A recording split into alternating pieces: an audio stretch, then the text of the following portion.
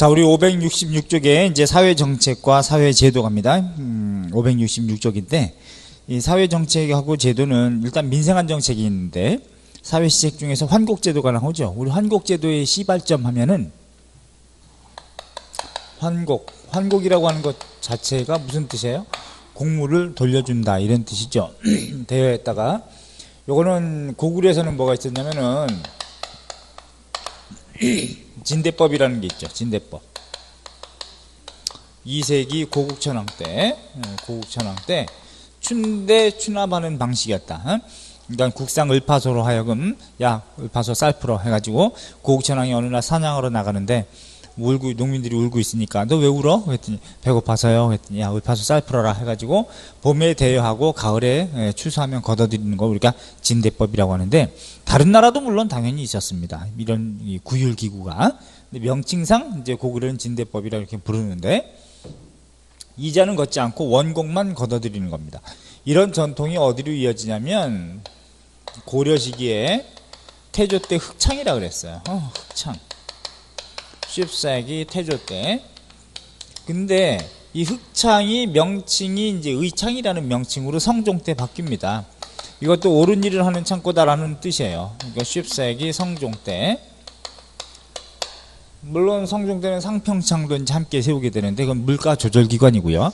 이거는 백성들 이제 곡식을 대여하는 기능을 가지고 있는 기구. 이거 우리가 의창제도라고 합니다.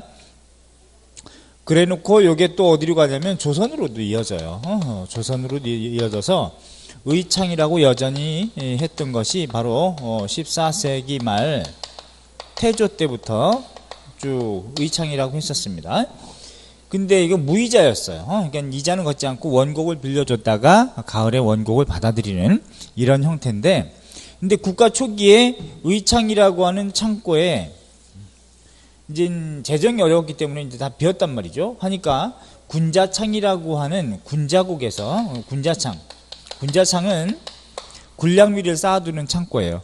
여기서 이제 군량미를 쌓아두었었는데 이 군자창에 있는 쌀을 여기다가 이관시켜서 야 대여시켜라 농민에게 이렇게 했는데 이거 걷어들여야 되는데 실제로 걷는 게 쉽지가 않습니다. 또 요거는 개색을 위해서도 필요한데 개색이라고 하는 것은 뭐냐면 이게 군자창에 있는 쌀이라든가 의창에 있는 쌀을 뭐 몇 년 한 3년 이상 묵히면 나중에 뭐 돌덩어리가 되고 이게 못 먹거든요. 그러니까 대여하고 또 새로운 쌀로 햇살로 다시 집어넣고 이제 이런 것도 필요한 건데 이걸 개색이라고 하는데 어쨌거나 농민에게 빌려줬어도 농민들이 항상 제대로 다 내기 어렵단 말이죠. 하니까 의창곡이 부족할 뿐만 아니라 뭐 주파먹는 것도 많고 여기가 남아야 사실은 여기다가도 다시 또 차곡차곡 쌓아두는데 이거는 지금 비어있는 상태야. 근데 이거는 다 차지도 않아. 하기 때문에 이건 큰일이구나 해가지고 의창제도는 계속 있는데 태조부터 있었습니다. 쭉 있었어. 근데 세종 때 가면 세종 때 의창은 그대로 놔두되 따로 이 사창제도를 한번 운영해봐라. 왜냐하면 사창이라고 하는 거는 남송시기에 주자라고 하는 사람이 처음으로 사창제도라는 걸 실시했었습니다. 그때는 굉장히 이자가 많았어요. 한 20%씩 이렇게 됐기 때문에 그래서 세종도 그러면 면 단위에다가 설치했던 거 우리가 사창이라고 하는데 우리는 그 면창이라고 하지 왜 사창이라고 하느냐. 서원이라는 것도 사실은 우리가 만든 용어가 아니듯이 그래서 주자라고 하는 그 현인에 해당되는 사람이 만든 제도니까 우리도 똑같은 명칭을 따라 쓴 겁니다. 사실은 면창이라고 하지 않고 이제 사창이라고 한 거예요. 그러니까 세종 때는 의창은 그대로 있는 거고요. 의창은 그대로 있고 그 다음에 사창제도를 처음으로 실시한 거야. 사창. 사창제가 최초로 실시가 돼서 시범적으로 실시합니다. 그래서 대구 지역에서 대구군지사 이보흠이라고 하는 사람한테 처음으로 대구에서 먼저 사창을 한번 실시하되 면 단위에 요건 9년 단위에 설치했던 것이고 면 단위에다가 사창이라는 걸 만들어 가지고 곡식을 대여하되 이건 이자를 걷었어요. 이자를 걷었는데 한 2% 정도 이자를 걷었습니다. 20%가 아니라 2% 정도 이렇게 처음에 이제 걷었는데 요게 언제 확대되냐면 사창제가 세조라든가 이때 전국으로 확산됩니다. 전국으로 확대되기는 해요. 그럼 의창은 없어진 거냐? 그렇지 않아요. 의창은 계속 있습니다. 계속 있는데 사창을 전국으로 확대했거든. 근데 세조가 문제가 뭐냐면 직전법이라는 걸 썼죠. 토지제도 개혁해가지고. 그럼 현직 관리한테만 주고 퇴직하면 안 주니까 수조권을. 현직에 있을 때 악랄하게 대토지를 변경하고 삥 뜯고 이런 현상이 이제 많아진단 말이죠. 그래가지고 뭐 전국으로 확대하면서 나타나는 폐단이 뭐냐면 고리대로 전락을 해. 고리대화 하더란 말이지. 그지? 아주 이자가 겁나게 많은. 그래서 나중에 성종 때가 되지 않습니까? 그럼 성종 즉위 1년에 사창제를 폐지해요. 사창 폐지. 요것 때문에 사창제를 폐지하더라. 요건 시험 문제 자체도 기출문제인데 잘못 낸 경우도 있었습니다. 그래가지고 제가 그걸 이의제기해서 이제 복수정답으로 만들기도 했는데, 그래서 사창제를 폐지했다. 근데 시험에 이렇게 나온 적이 있어요. 성종 때 사창제를 도입했다. 이건 아니에요. 사창제를 폐지한 것이지. 그래 놓고 의창은 계속 있었습니다. 그러다가 중종 때가 되지 않습니까? 이제 16세기 중종 때가 되면, 이것을 뭘로 고치냐면 진휼청이라고 고칩니다. 진휼청. 그래서 의창이 이제 진휼청이라고 되고, 이때 이자가 이제는 10% 이렇게 붙이게 된 거예요. 그러니까 처음부터 이자가 있었던 건 아닙니다. 단 사창이 이제 아주 구체적인 이제 면단이기 때문에 양반 사족들은 16세기가 되면서 개인적으로도 운영했단 말이죠. 폐지가 됐지만 16세기에 양반 사족이 향촌에서 그래도 자기네가 좀 위상이 높아지는 가운데 좀 백성들이 어려운 경우에, 주민들이 어려운 경우에 쌀을 좀 풀었는데 개인적으로 이거 사창이라고도 해. 사창 운영을 하기도 했다는 얘기입니다. 알았죠? 그러다가 나중에 19세기에 흥선대원군 때 사창제가 다시 부활되는데, 요거는 고리대로 전락했기 때문에 워낙에 고리대로 전락해서 흥선대원군은 그러면 면단위에 다시 사창을 설치하고 향촌에서 쌀을 거기서 모아두되, 이제는 관리를 누가 하느냐면 향촌에 덕망이 있는 양반 중에서 사수로 삼아서 그 사창을 담당하고 있는 우두머리라고 해가지고 사수로 삼아서 그 사람 관리하에 운영하라 라고 한 것이 사창제입니다. 민생안정 차원에서 흥선대원군 때. 그래서 나중에 사창제 19세기 사창제가 다시 도입된다. 흥선대원군.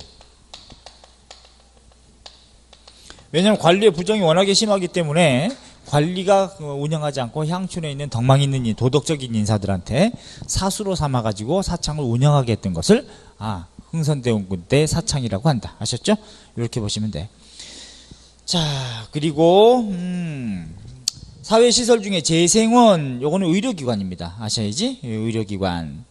나중에 해민국으로 통합이 되는데, 그 다음에 동서대비원이 나중에 이제 동서활인서가 되는데, 원래 대비원이라고 하는 것은 고려 10세기 정종 때 있었어요. 개경안에 자비를 베푸는 병원이다 해가지고 있었는데, 문종 때 11세기에 이 병원을 동서쪽으로, 개경의 동서쪽에 나눠 놓습니다. 이걸 동서대비원이라 그래요. 조선도 일정 정도 있다가 이게 동서활인서로 바뀝니다. 활인서, 사람을 살리는 곳 이런 의미로 동서활인서 이렇게 됩니다. 그 다음에 해민국, 고려시대도 있었는데 여기 해민서라는 명칭으로 바뀌는 거죠. 백성에게 혜택을 주는 약국, 관청 이런 뜻이야. 해민국, 해민서로 바뀐다. 자, 그 다음에 이건 민생 안정책이라면은 농민을 통제하는 정책이 있습니다. 이게 이제 호패법이나 오가작통법이죠. 다 태종 때리세요. 호패법, 오가작통법. 국가가 하는 방법은 이런 것이고, 호패는 동그라미 하세요. 호패는 지금의 신분증명서 같은 개념인데 16세 이상의 모든 남성에게 폐용하게 하는 것이 바로 호패입니다. 알았죠? 요거는 모든 남성이라고 했습니다. 그러니까 노비까지 다 호패를 가지고 있는데 신분에 따라서 호패의 재질이 다릅니다. 크기하고 재질이 다르다. 자, 이렇게 알아두시고, 그 다음에 오가작통법. 그러니까 호패법은 이걸 통해서 군력을 징발한다든가 여러 가지가 있겠죠. 또 오가작통법 같은 경우는 5집을 일통으로 묶어서 통제하는, 이거 우리가 오가작통법이라고 하는 것이고, 반면에 양반 지주가 농민을 통제하는 정책 중에서는 향약이라든가 또는 동약, 유향소, 서원 이런 것이 이제 농민을 통제하는 요소이기도 하다. 그 다음에 또 사창이라고 해서 양반 지주들은 개인적으로 운영하는 것도 사창이라고 한다 그랬죠. 16세기에 이렇게 알아두시면 되고요. 그 다음 오른쪽에 이제 법률이 나옵니다. 567쪽에 자, 조선 최고의 성문헌법인 경국대전이 만들어지는 것이 세조 때부터 시작해서 성종 때 완성된다는 거. 통상 시험에는 성종 때 완성된다는 것으로 이제 많이 냈죠. 단 세조 때는 호전하고 형전이라는 육전 조직 중에 2개는 더 먼저 만들어지고 나머지는 성종 때 완성되고 반포가 된다. 최종본이. 자, 실제로는 그러나 이제 법전이 만들어져서 성문헌법 체제이긴 하지만 대명률이라든가 관수법, 일상생활은 이런 건 많이 좀 따랐고 형법 중죄의 경우에는 연좌법을 적용한다는 얘기죠. 연좌제는 줄줄이 굴비 엮듯이 범죄를 저지른 사람의 친인척까지도 일가족까지도 처벌받는 것을 연좌제라고 하는 것이고 형벌의 종류는요 고려나 조선이나 모두 태장도유사 이렇게 5종류가 있습니다. 태라고 하는 거는 볼기 치는 거죠. 예컨대 작은 이제 회초리 몽둥이를 때리는 거고 반면에 장이라고 하는 건 곤장 때리는 거지, 그지? 곤장 쳐라 이렇게 해가지고 치는 것이고 그 다음에 도는 이건 감금이고요. 그 다음에 이건 유배죠. 유배. 그 다음에 사는 이거는 죽이는 건데 교형과 참형이 있죠. 교수는 목 다는 거고 참수는 목 따는 거지. 단 그래도 격전없게 죽이는 방법은 사약으로 죽이는 건 좀 격전없게 죽이는 방법인데 대신 식기 전에 먹어야 된다는 뭐 그런 단점도 있네. 그래서 참이 이제 더 굉장히 큰 이 악형인데 이 참은 베는 거니까 벨참자입니다. 이게 육실할놈이라고 하는 거 들어봤죠? 육실할놈이다. 이건 뭐냐면 욕이지, 굉장히 큰 욕이지. 6갈래로 찢어 죽이는 걸. 이거 우리가 육실할 가를 할자 써가지고 6갈래로 실을 달아가지고 소 말로 끌어당기는 거죠. 그래서 머리, 양쪽 팔, 몸통이, 그 다음에 양쪽 다리. 그래서 6 덩어리로 만드는 걸 육실할놈 이렇게 이제 얘기하는 것이고. 자, 그 다음에 형법의 결정권은 자 사법권을 가지고 있는 게 어디냐 요거 이제 많이 나오는데 기본적으로 형조가 있겠죠. 의금부 있죠. 그 다음에 지방관도 사법권, 군사권, 행정권이 다 있습니다. 단 입법권은 없다는 거. 행정, 사법, 군사권 다 있습니다. 그래서 수령들 관찰사부터 사실은 관찰사 이상부터 그러니까 관찰사부터 그 이상이 사형을 집행할 수 있는 권한이 있어요. 그 밑에 부목 군현을 다 수령이라고 불렀으니까 부윤, 목사, 군수, 현령, 현감을 얘네들은 수령권은 없습니다. 그러니까 그 수령이 관장하는 동헌, 그 관하에서 죄인이 죽잖아요. 그러면 수령도 처벌받아요. 그러니까 그럴 수는 없게 돼 있다. 자, 그래서 이제 일반 수령도 이게 가지고 있었는데 이게 행정과 사법이 분리되는 게 언제냐면 갑오 2차 개혁 때 1895년에 행정과 사법을 분리시킵니다. 그때 가서. 자, 형법 결정권 이렇게 원칙적으로는 삼심제를 적용한다는 것이고요. 그 다음에 넘겨보시면은 568쪽에 민법이 나오죠.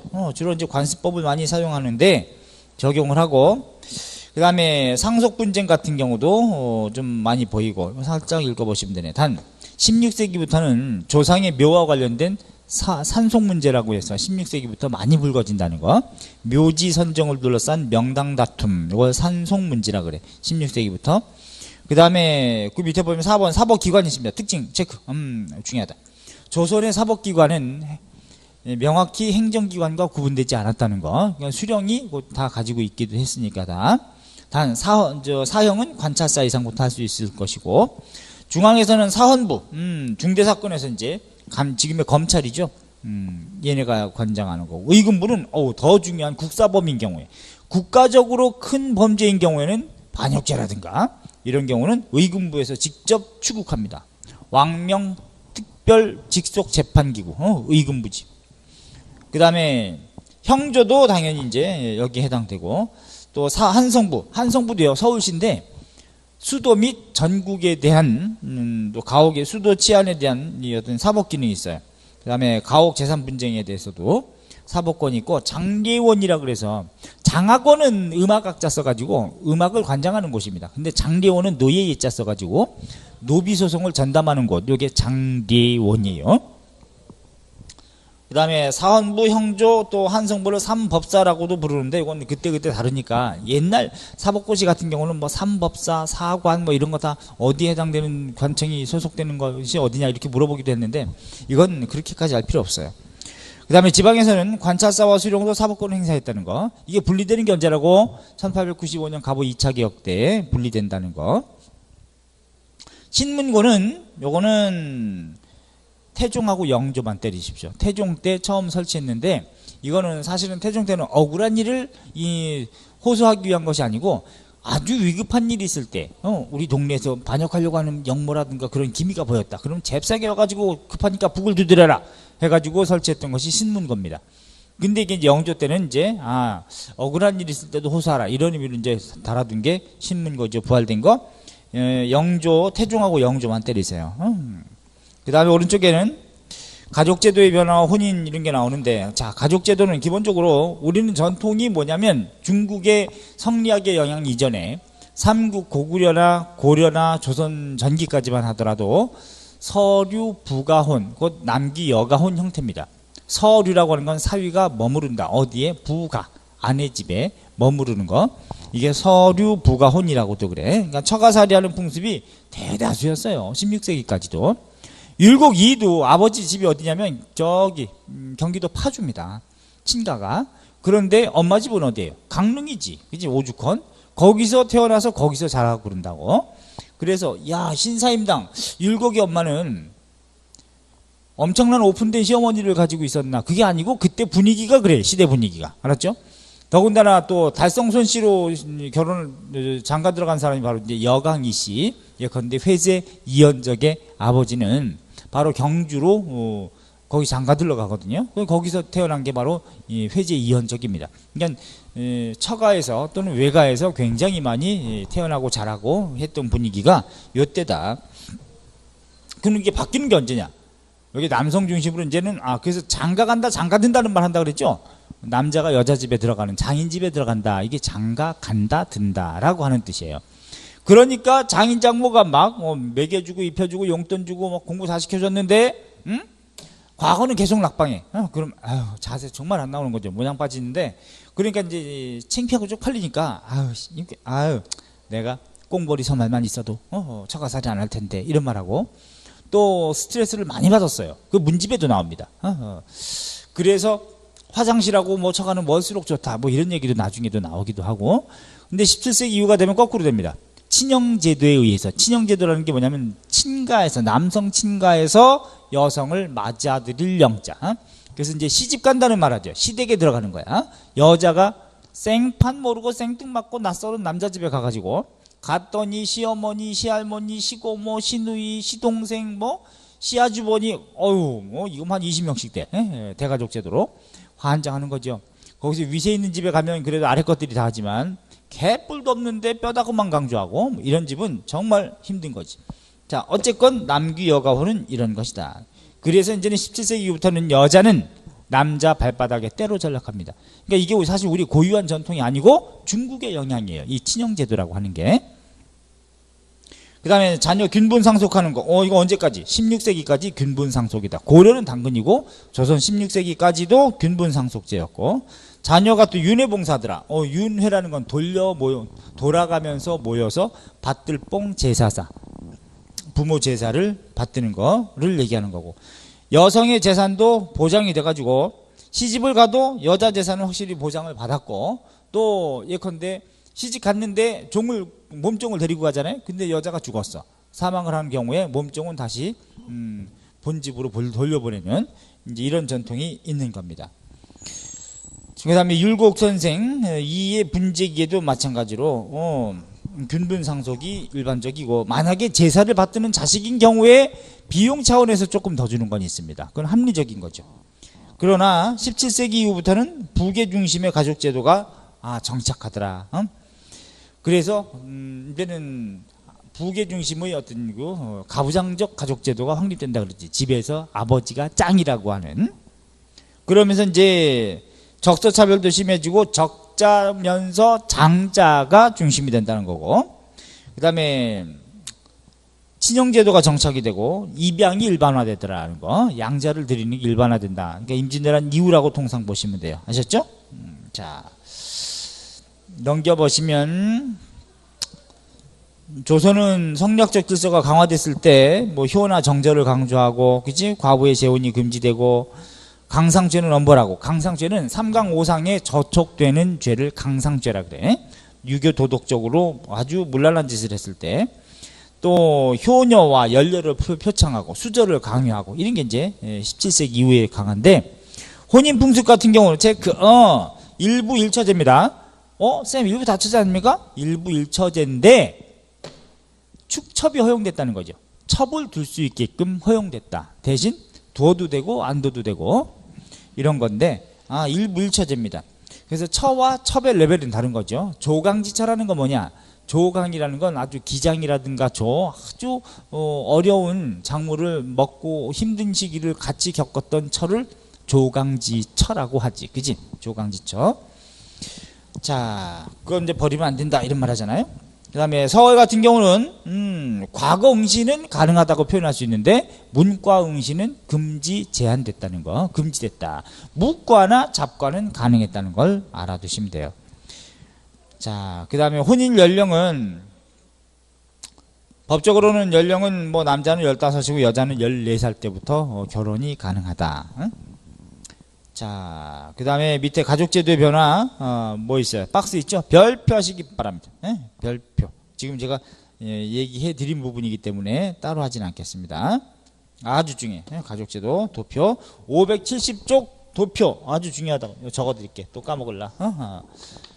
페이지 570쪽, 도표. 이거 생활 풍속도로 아주 시험에 풍속으로 많이 나옵니다. 중요하게 여기세요.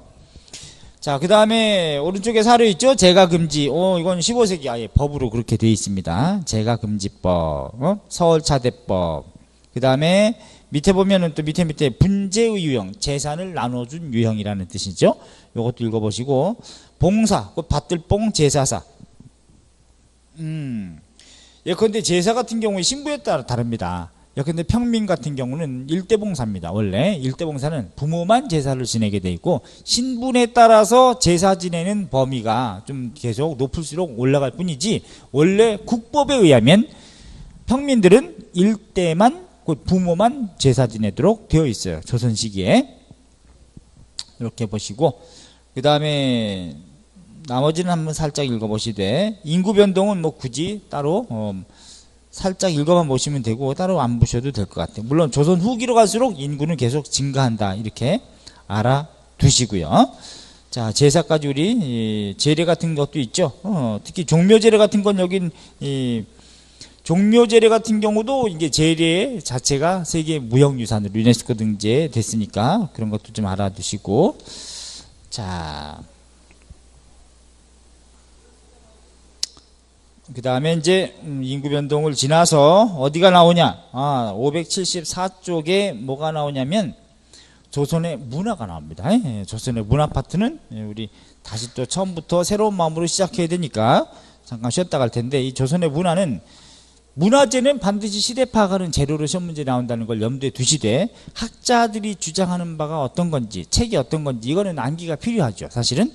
자, 어떻게 하는지를 알려드릴게. 또 성리학에 대해서 우리가 할 거 아닙니까? 그러니까 성리학에 대해서도 하고, 붕당 정치가 어떻게 또 바뀌어가는지에 따라서 학연이 정파적인 성향도 나타나게 되니까, 자, 그건 잠깐 쉬었다가 문화 파트로 넘어가도록 하겠습니다.